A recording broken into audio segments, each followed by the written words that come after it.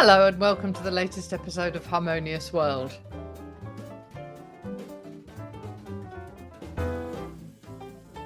My name is Hilary Seabrook. Welcome back to Harmonious World if you're a regular listener. And if it's your first time tuning in, then I hope you enjoy this conversation. For this episode, I'm joined by pianist James Pearson, who is also house pianist at Ronnie Scott's. James and I are going to be chatting principally about the centenary of Oscar Peterson's birth, which is going to be marked on August the 15th. What you're listening to now is an excerpt from Remembering Oscar Peterson, presented by James Pearson, my guest, and I hope you enjoy listening to our conversation.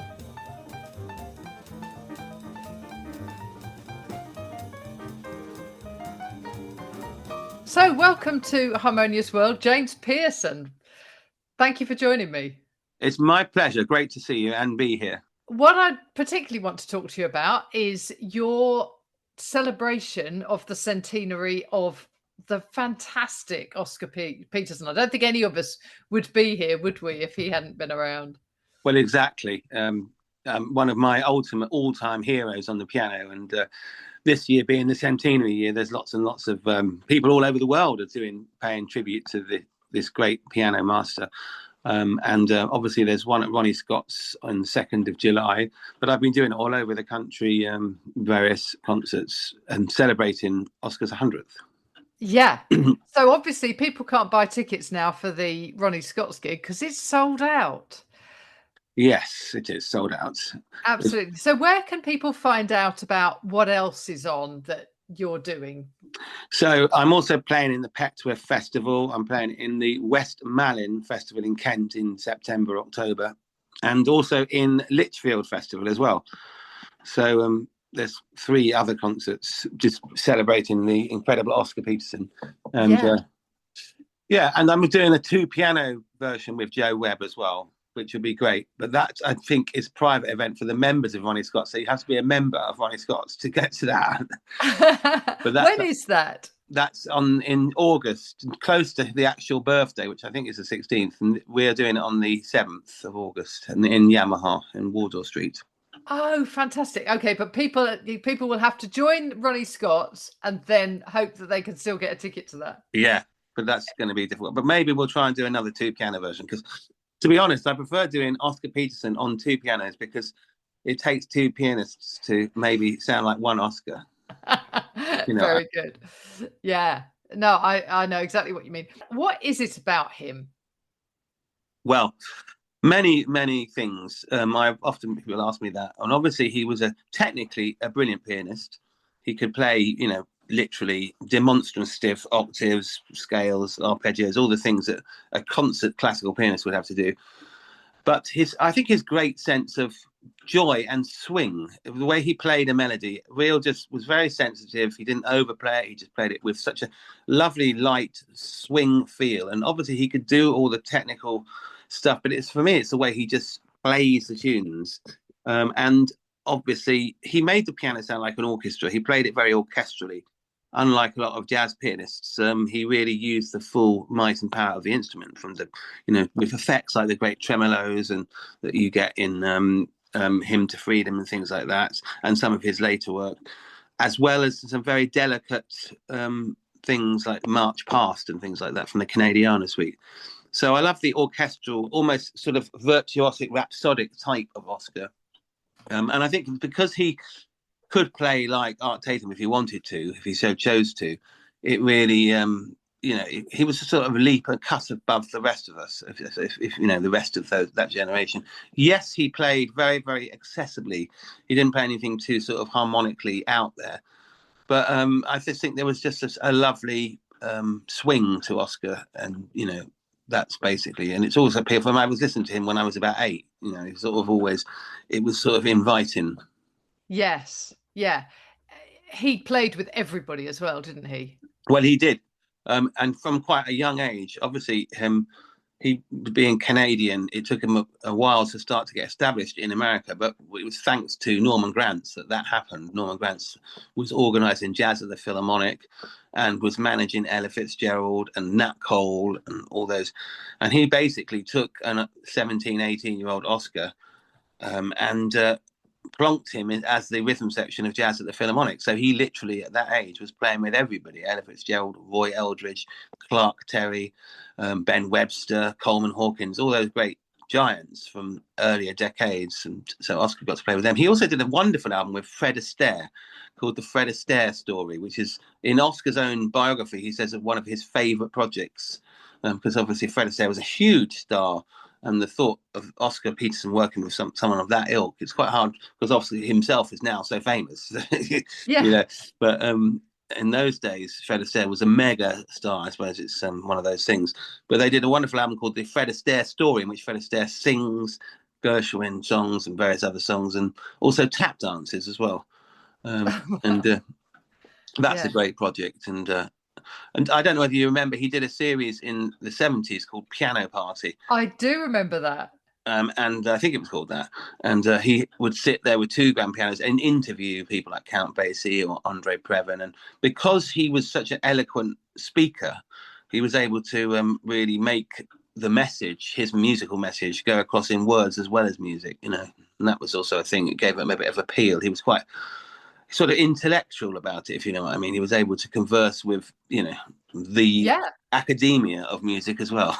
Yeah, and I think part of the reason that he has stood the test of time and he was able to do the things that he did was because when he was born sort of, or he was almost born at the start of jazz. So he did that early bit of growing up while jazz was finding its feet, so that when he was ready, in his late teens, early 20s, he was playing with people who were quite a bit older, because we've been celebrating the centenaries of the jazz greats for several years now. Exactly. And I think he was young enough that he was then able to take that, and his career spanned so many different generations of music, I think. I mean, you're absolutely right. When he was, as you say, in those pivotal years, 60 and onwards, jazz was really it was like 1941, Yeah. So it was at its full. You had the big bands had started now, and bebop was already beginning to, we were already on phase 3, if you see what I mean. Exactly. Yeah. And, but yeah, I mean, it's interesting because when I was little, I saw a few of these jazz stars. I even saw people that played in Jelly Roll Morton's band and things like that, and they would have only been in their 50s then. So because it was only 50 years old. With that stuff was recorded in 1928. In 1978, it was only 50 years old, which is that's right. Imagine. I know, it's and it's now 100 years. Yeah. If you had to pick one, so you've talked about the Fred Astaire album. If you had to choose one album that you think people should listen to, because if you're not familiar with the name Oscar Peterson, you would definitely know some of his music because he played with so many people. But if you were to say to people, right, you should listen to this to really get to grips with Oscar Peterson's style, where would you go? I would always go for the album Night Train from 1962, because it's got a bit of everything in it. It's also got the fantastic first recording of Hymn to Freedom, which he wrote, obviously, and that became a big anthem for the US civil rights movement. And that album's got all things from the Sea Jam Blues, his version, which is really amazing, and Night Train itself is a boogie woogie type thing called Honey Dripper, and obviously Hymn to Freedom, and it's got a few others. I think as an album, it's really sort of magical that it really sums up Oscar's style in the 60s. Really, he recorded a lot of albums, as you know. He was very well managed in that sense of the word. Also, some of his live albums are amazing, but he played differently live to in the studio. And his live albums, because he had such a great technical prowess, sometimes they're so astoundingly brilliant that sometimes you want to just hear something that's a bit more contained, which you get in a studio album. It's not a criticism, it's just that he was someone who absolutely loved performing, and would do an extra 2 or 3 choruses with more and more show-off-free pyrotechnics. And then by the end of it, everybody's just going, ah. Yeah, But yeah, in the follow that. 60s, he was still just sort of becoming identified with that sound. And I also like his early trio, the one without the drums, when he did it with Herb Ellis. It's very, they were brilliant. The songbook albums with those, like the Gershwin songbook or the Cole Porter songbook, they're great albums.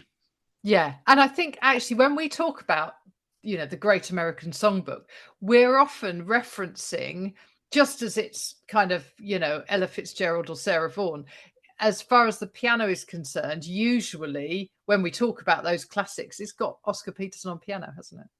It or nearly always have, because a lot of them were done by Verve Records, which was Norman Grantz's record label, and Oscar's trio were the house rhythm section for that. So you're right, he did Oscar meets Ben Webster, Oscar meets Sonny Stitt, obviously the Ella Fitzgerald ones, and then there was quite a lot of them. Dizzy Gillespie, Roy Eldridge, they all did these albums. And then later on, when Pablo, which was another Norman Granz record label, it was Oscar meets the Trumpet Giants, or Oscar and Joe Pass reunite. Yeah. Yeah. When was the last time you were surprised when you found an album and you went, I didn't know that was him? I mean, because you're a bit of a completist, aren't you, in terms of understanding him? So when was the last time you found something new that you hadn't heard before?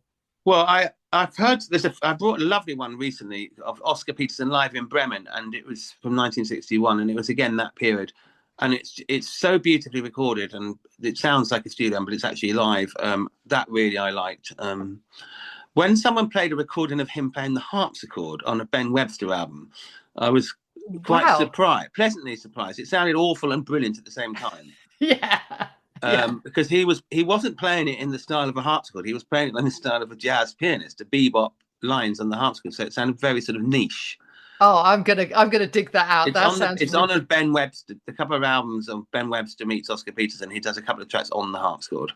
Excellent. I am definitely going to check that out, because I really love, particularly when two worlds collide, that, especially obviously in music, but when it's something that's quite surprising, that's really nice.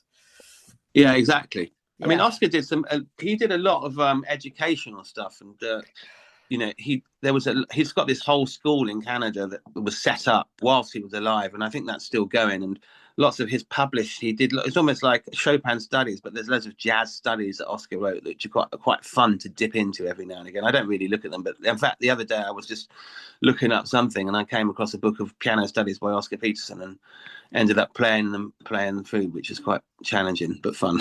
Yeah. Excellent.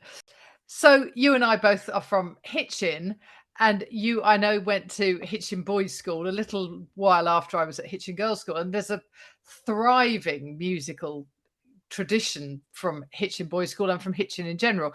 So where do you think your passion for playing the piano in particular, but also for Oscar Peterson, came from? How did that develop? Well, I've always loved playing the piano since I was very little, and I started playing when I was 4, making a noise on it. And my father then gently encouraged me to play the right notes. And then I had a couple of teachers, and then this was before we moved to a little village called Abington Pigots. And then after that, we moved to Ashwell, where I spent most of my childhood learning with Simon Marlowe, who was very open-minded.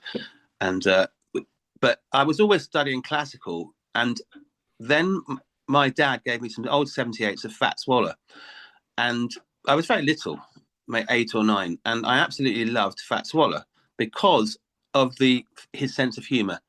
I didn't really appreciate what an amazing pianist he was and all the stride stuff. I just liked the fact that he would talk whilst playing. So he would do a funny little thing, and then he would say, "You're tickling me," and then play something high up on the piano, which appealed to a 10-year-old. And it made music very fun and accessible.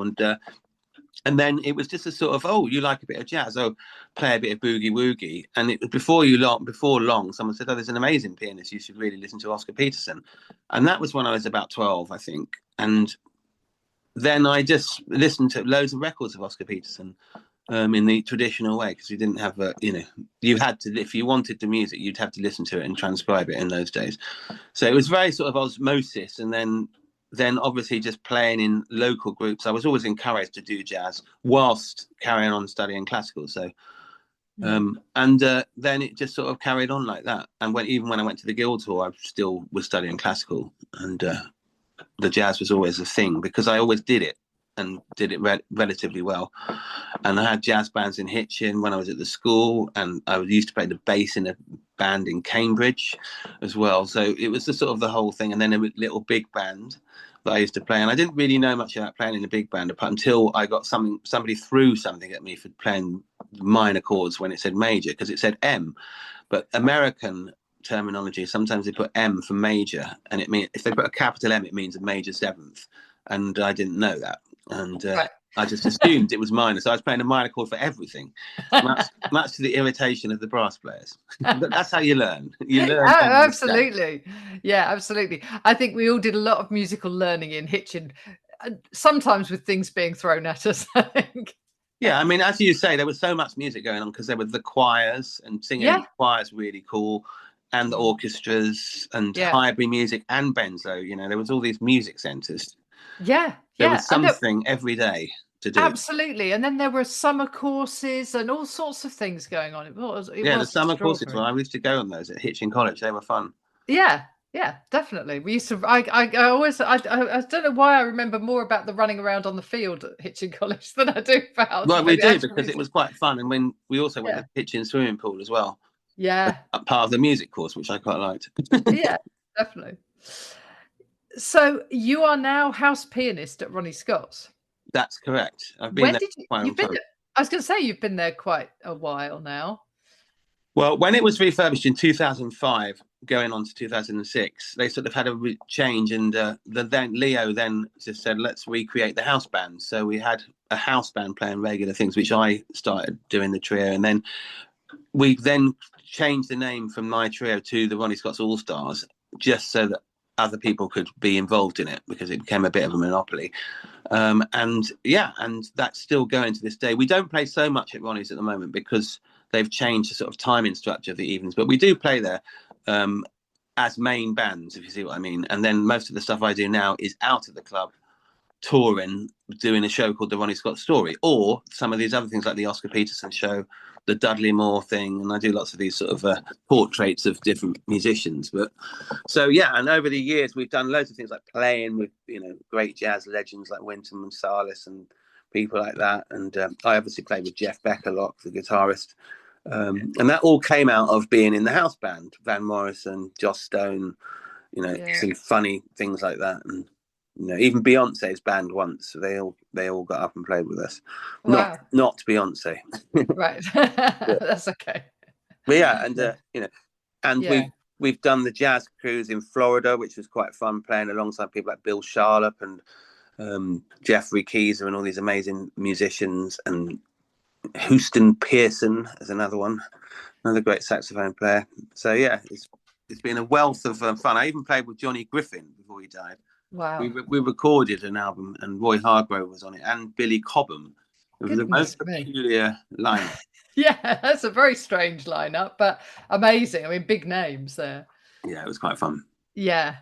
Oh, well, that's really good, because Ronnie Scott's has been through several phases, hasn't it? Because when I was first playing in London, you could, if you had your MU card, because we used to have a card at that time that you could get in for a quid or £3. That's right. No, it was a quid when I used to go, and so we used to go most nights, because you would go and do whatever gig, and then you'd go and sit at the bar, and the bar then was down the left hand side, not at the back. And it had that amazing lean-in shelf. You could lean all the way around the club. I used to love that. And as you say, a couple of quid. Yeah. And watch the main act and the support act and the main act. Yeah. Yeah. And there was always a bunch of musicians hanging out there. It was such a good place to be. And then it's gone through various iterations, hasn't it? And to keep going, because you have to, don't you, these days? Well, you have to. And musical tastes have changed. And sadly, there's not very many of the great legends of the original jazz, around anymore. I mean, Sonny Rollins is 90-something, and he's probably the last sort of the sole survivor of that original generation.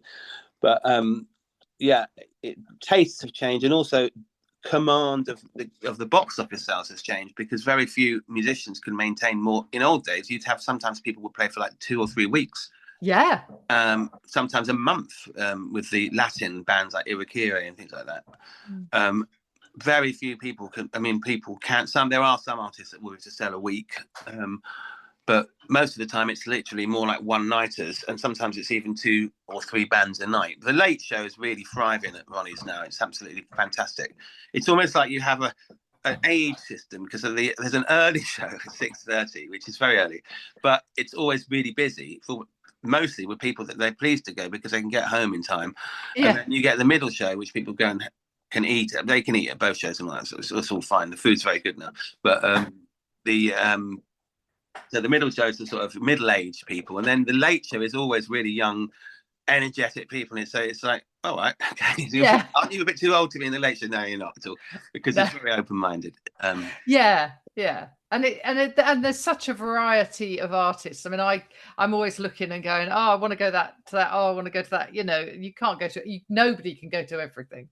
I know, it's hard, and as you say, it's only a 220 seats really. So once they've gone, they've gone, and that is one of the perils of Ronnie's, because a lot of people think, oh, I would love to go. Oh, can you? And then you just physically can't get people in the building sometimes. No, that's right. And I always get very sniffy. I become a musical snob, which I hate doing. But when there are people in the audience who just booked to go to Ronnie Scott's because it's Ronnie Scott's, and they do get that. Yeah, and they don't actually know anything about the artist. It's like, do you not know? You know. I know. I was once playing there years ago, and after we had done our set, a young lady came up to me and goes, "Oh, so are you the jazz band?" I said, "Yeah." I was completely confused because she didn't realise that what we were playing was jazz. Right. She had one of those people that just come because it was Ronnie Scott's, and you know, it's funny, but most of the time, most people have an awareness of where they are. But sometimes on a Saturday and Friday, you do get a lot of tourists for the late show, which is cool because it's part of London's culture, you know. Oh, absolutely. And actually, the reality is, I don't care if they go because they're paying to help keep it open. So well, exactly, they continue. So it was always used to be funny on Wednesday nights. The Houses of Parliament lot used to come down in the 90s when you had Ken Clark and John Prescott. And they would often sit on the same table, even though they were opposing parties, because they absolutely loved jazz. And it was always on Wednesdays after the Parliament had closed. So it's quite funny. Yeah. Brilliant. Well, I will point people to your website so that they can find out when they can. Yes, I will update it so that when they have a look. Yes, please do. It's actually got the dates on it. Yeah.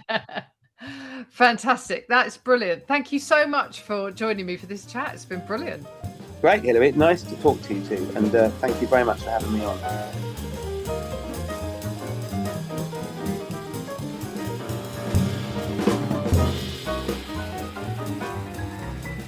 I hope you enjoyed listening to that conversation with pianist James Pearson. And what you're listening to now is more of his Remembering Oscar Peterson. Do take a look at his website and at my own. All the links are in the show notes. And do share this episode or review it. All of these things help spread the word. And I hope you enjoy listening to a little bit more of James Pearson's piano playing.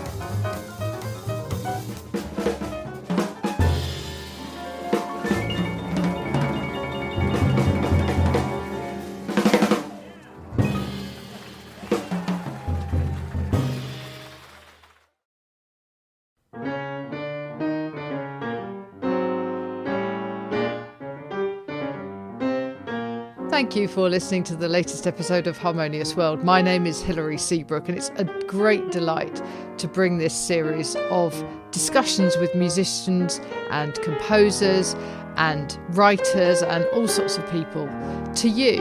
Obviously, there's no point in having a podcast if people aren't listening, and I'm very grateful to my listeners for doing so. Thanks also to Joe English for composing and performing this new theme tune. So wherever you get your podcast, you can leave a review. You can share this with your friends and family, either as a link or on social media and that sort of thing. I'd be really grateful for that. Don't forget that you can subscribe now. There's a link wherever you get your podcasts. So have a great week, and please remember why I started this, which is just to try and make the world a little more harmonious. Thanks for listening to Harmonious World.